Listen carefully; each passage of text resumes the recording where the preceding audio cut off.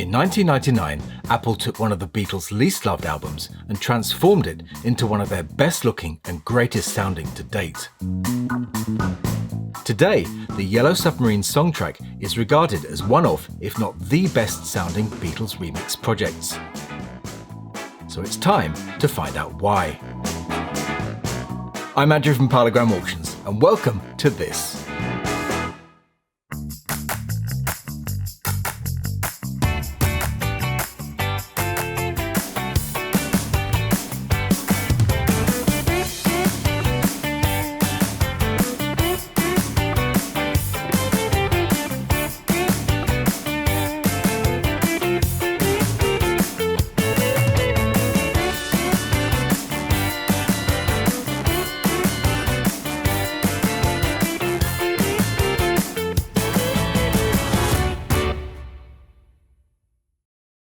Despite minimal input from the Beatles themselves, the Yellow Submarine film has become one of their most endearing legacies. However, its accompanying soundtrack album is many fans' least favourite in their original 1960s catalogue. When it was first released in January 1969, it contained just 4 tracks which were new to fans: All Together Now, Hey Bulldog, It's All Too Much, and Only a Northern Song. Not only that, but the whole of side 2 was taken up with George Martin's orchestral film score. As brilliant as that is, it became another reason for the album's unpopularity. Everything about this album is odd.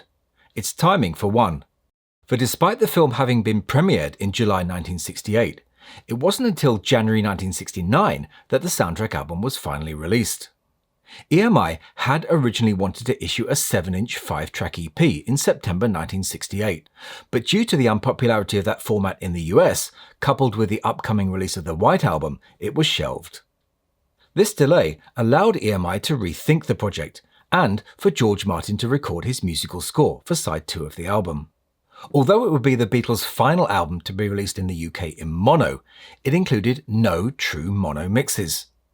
Mono, like the EP in the UK at that time, was a dead format, and EMI created the mono mixes by simply folding down or combining the stereo channels into one central channel. The album was finally released to a confused public on Monday, January the 13th in the US, while UK fans had to wait until the following Friday until they could buy their copy. Although the tracks were the same on both the US and the UK albums, the cover artwork was slightly different. The US album had the words "Nothing is Real" removed from the front panel. The rear panels were very different. The UK edition carried a review of the White Album written by the Observer newspaper journalist Tony Palmer, along with an introductory note by Derek Taylor. The US version carried a fictional account of Sgt Pepper's Lonely Hearts Club Band, which was credited to Dan Davis and decorated with some random film characters. Although the Beatles had more important things on their plate at the time, the album didn't go entirely unnoticed by the group. Here's Ringo holding a freshly minted copy as he leaves the first day of filming of Get Back at Twickenham on January 2nd, 1969. Even with the album in the shops, EMI was still clinging onto the idea of an EP as late as March 1969. This is evidenced by the existence of a 5-track mono master tape created at Abbey Road on March the 13th. Which comprised Only a Northern Song, Hey Bulldog and Across the Universe, which were to be on side 1, and All Together Now and It's All Too Much, which were to be on side 2. But as I mentioned before, the days of the 7-inch EP were at this point well and truly over. EMI's final 4-track EP turned out to be Cilla Black's Time for Cilla, which was issued in September 1968. That EP reel still exists in EMI's tape library, and the mono mixes on it were eventually released on the Mono Masters album in 2009. In September 1999, Apple decided to update the soundtrack album to tie in with the long overdue release of the Yellow Submarine film on video and DVD. Their graphic designer, Fiona Andrianelli, came up with this simple but striking design which was used over all the formats. That inspired colour match has taken on a new significance today, now that newer and bluer meanies have been sighted in the vicinity. Compared with the 1969 original, this new edition with its striking colours and superb gatefold is a real winner. But does the sound quality of the remixes match the quality of the design?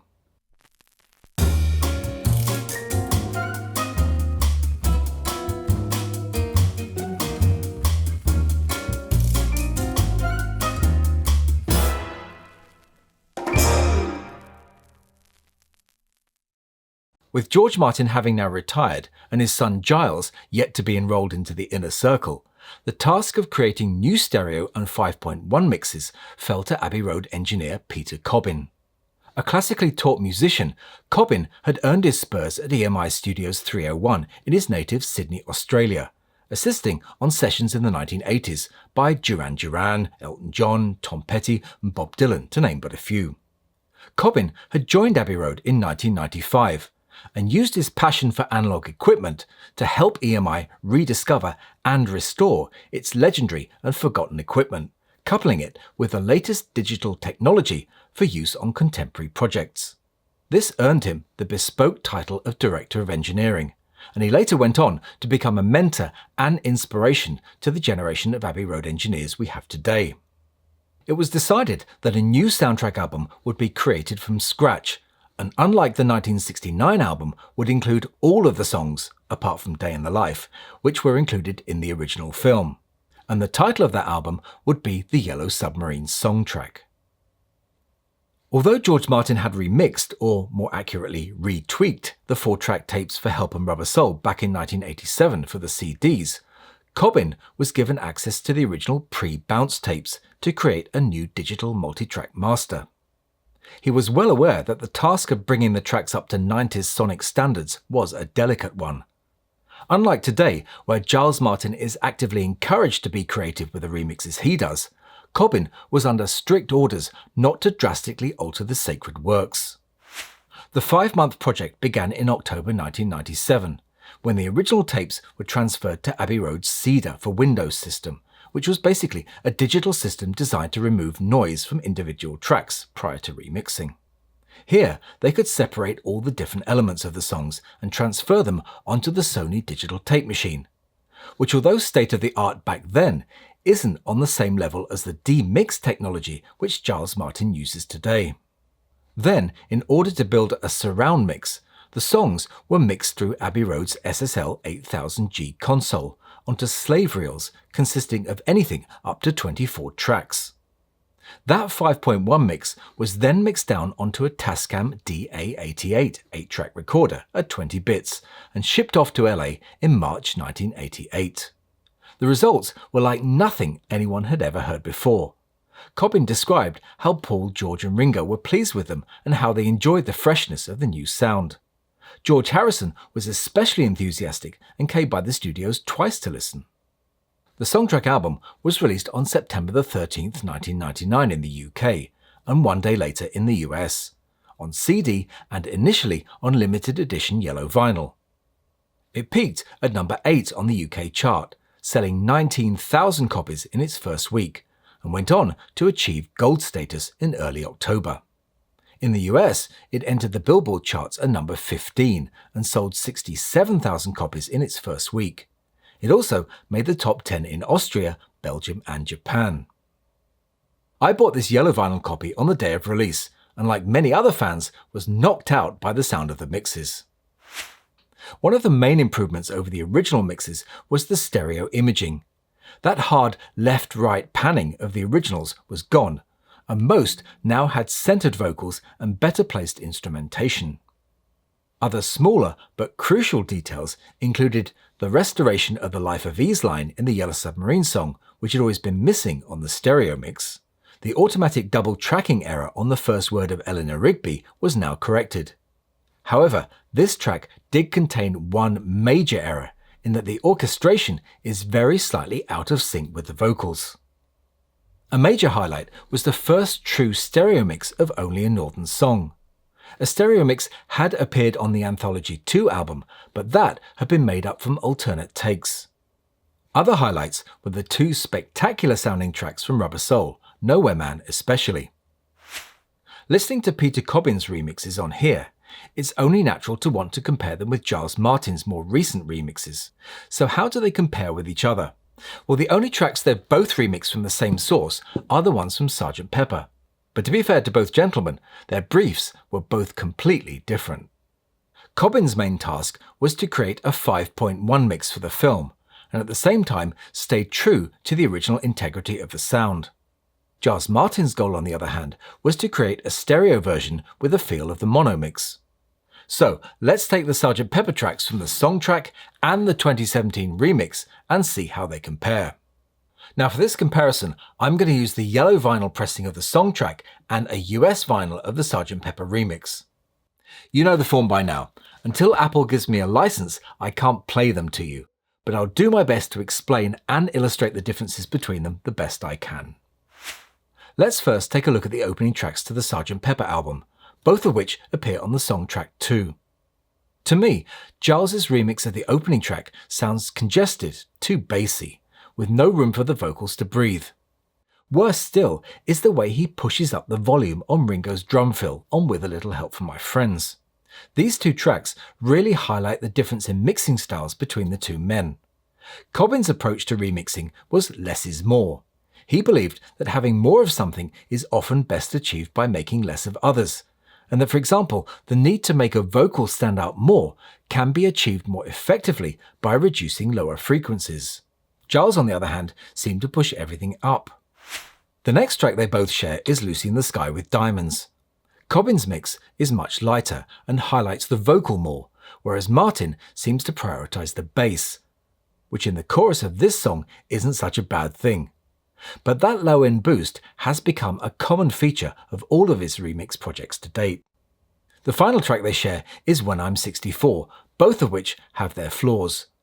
Cobbin's mix is a little dead-sounding in the introduction, and Martin's is hampered by a ploddy bass, and in trying to match the mono, runs slightly slower. The Songtrack remixes of the two Rubber Soul tracks are excellent, and one can only hope that when Giles comes to do them, as he surely will, he will resist the temptation to add the huge amount of bass which is present on the master tape. Despite some issues with Cobbin's other work on the Songtrack, such as the out-of-sync Eleanor Rigby, lack of bass attack on Hey Bulldog, and use of noise reduction, albeit mild, it was overall an excellent and very worthwhile production, and a lot of fun too. On the whole, I prefer Cobbin's mixes of the Pepper tracks, which I think are more mature than Martin's. So why didn't Cobbin do any more Beatles remixes? Well, he did, kind of. His next project following Songtrack was mixing Anthology into 5.1 for the DVD release, which although few people have actually heard, was well received. But by the end of that, Cobbin had had enough of the pressure associated with working on Beatles projects, and from that point onwards decided to concentrate on film scores. This was something he really excelled at, and his work was included in films such as Lord of the Rings, Harry Potter, Chronicles of Narnia, Star Wars, Shrek, and The King's Speech, for which he managed to find the very microphone used by King George VI in Abbey Road's vaults. But when one door closes, another one opens, and through it came Giles Martin. This also finally gave Apple the opportunity to attach a recognisable, media-friendly name on the remix projects, which it seems today has become just as important as the sound quality of the product itself. Cobbin left Abbey Road completely in 2016 to set up his own London-based Dolby Atmos studio called Sweet Thunder. There, he and his collaborator Kirsty Wally create audio for large and small screens using state-of-the-art analog and digital technology. I'll put a link to that in the description so you can see his incredible setup. Like you, I'm curious to hear how remix versions of Revolver and Rubber Soul will sound, but which one will be next? I'll put my money on Revolver. Apple seems to be favouring their post-touring work over their earlier albums. It appears younger audiences are more drawn to their later albums than the earlier ones, which appeal more to older, first or even us now middle-aged, second-generation fans. But that's just my opinion. What do you think about this album and the mixes on it? Do let me and everyone else know in the comments. I'll be taking a closer look at the production of the Yellow Submarine film in a future video, as well as many more original albums and rarities. So please make sure you subscribe so you don't miss out on those. But that's all for this time, so I'll say bye for now and thanks for watching.